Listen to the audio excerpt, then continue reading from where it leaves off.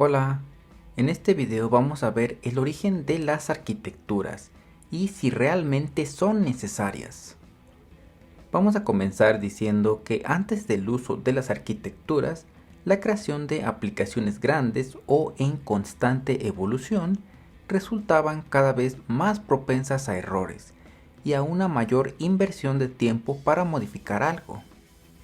¿Por qué pasa eso? Bueno, de hecho, eso sigue siendo muy común hoy en día, debido a que todos los desarrolladores, cuando recién aprendemos a programar aplicaciones, por ejemplo de Android, lo que más nos importa es saber cómo crear un formulario, cómo conectarnos a una base de datos, cómo cambiarle los colores, el icono y desde luego cómo subirla a la Play Store. En fin, eso es normal. Pero a medida que vamos dominando esos temas básicos y comenzamos a crear aplicaciones cada vez más grandes y complejas, nos topamos con nuevos retos, pues comenzamos a notar que si ponemos toda la lógica en las actividades o fragmentos, rápidamente iremos repitiendo código, además de ver cómo las clases comienzan a crecer sin control. De esta forma es muy fácil que rebasemos las 300-400 líneas de código en una sola actividad. Si simplemente ponemos todo el código ahí, ya sea para acceder a la vista, a una base de datos, a crear funciones que por ejemplo le den formato a cierto dato, o incluso intentar comunicarnos con otras actividades y fragmentos, todo esto puede generar mucho código repetitivo. El mayor reto viene cuando queremos modificar el código, porque si todo se hiciera una sola vez y por alguna razón nuestro código no tuviera bugs, bug es el término que se utiliza para referirse a los errores de código dentro de un software. Bueno, si solo fuera crear una sola vez nuestro código, podríamos pensar que no está mal crear aplicaciones sin arquitectura. Desde ese punto de vista no hay una necesidad inmediata. Pero, lamentablemente, ese mundo de caramelos no existe. Lo cierto es que las aplicaciones que se usan en el mundo real siempre tendrán cambios, o en el mejor de los casos, escaladas. ¿A qué me refiero con escaladas? ¿Y por qué digo que en el mejor de los casos? Bueno, una escalada en términos de programación se refiere a que una aplicación tenga cada vez más vistas y más funciones. En términos de arquitectura de software, se refiere a tener cada vez más módulos, pero ya profundizaremos en eso más adelante. Y en cuanto a por qué escalar es en el mejor de los casos, bueno, porque eso significa que nuestra aplicación está en crecimiento, lo cual se traduce en más trabajo para nosotros y por ende en más ingresos o en una justificación de nuestro puesto de trabajo. Y debido a que las aplicaciones cambian y crecen constantemente, eso repercute en el tiempo que invertimos, porque cada vez es más difícil modificar algo con cientos o miles de líneas de código, incluso si todo el código es nuestro, porque es muy fácil olvidar la razón de por qué hicimos X función o X validación. Y si el nuevo código choca con algo que ya existía, ¡boom!, un nuevo bug ha sido creado.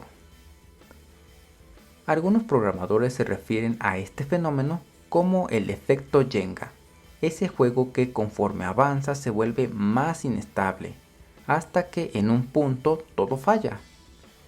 Ojalá nuestros problemas se redujeran a un solo Jenga, porque todo lo que he dicho hasta ahora es pensando en una sola vista. La realidad es que las aplicaciones suelen tener varias pantallas y cada una de ellas representaría a un Jenga, por lo que ahora es más fácil ver con claridad que si te piden un cambio que, digamos, afecta a una consulta de la base de datos, o qué parámetros se van a pasar de una pantalla a otra, por poner algunos ejemplos. No solamente vamos a tener que tener cuidado de modificar esa clase gigante, pensando en que seguimos trabajando sin arquitecturas, sino que debemos de repetir el proceso en cada pantalla. Alguien podría pensar que si encuentras la solución correcta, luego sería muy fácil solo copiar y pegar.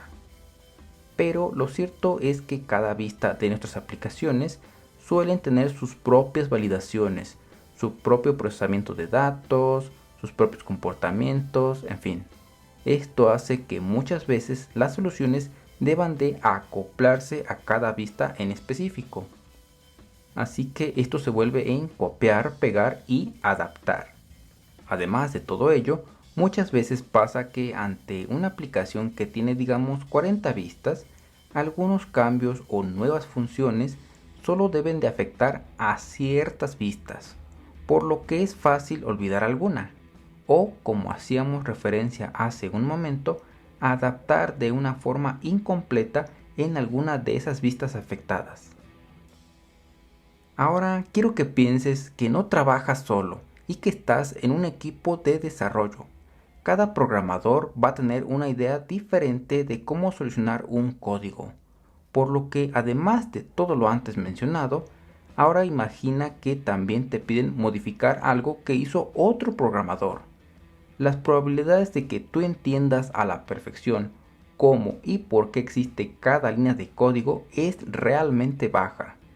No solamente vas a necesitar más tiempo en tratar de entender la estructura y lógica del otro programador, sino que también aumentarás la complejidad del proyecto, porque ahora esa vista tiene dos lógicas diferentes funcionando, algo que con el paso del tiempo va haciendo que los proyectos tengan ese tipo de problemas con más frecuencia, aumentando así ese efecto Jenga antes mencionado.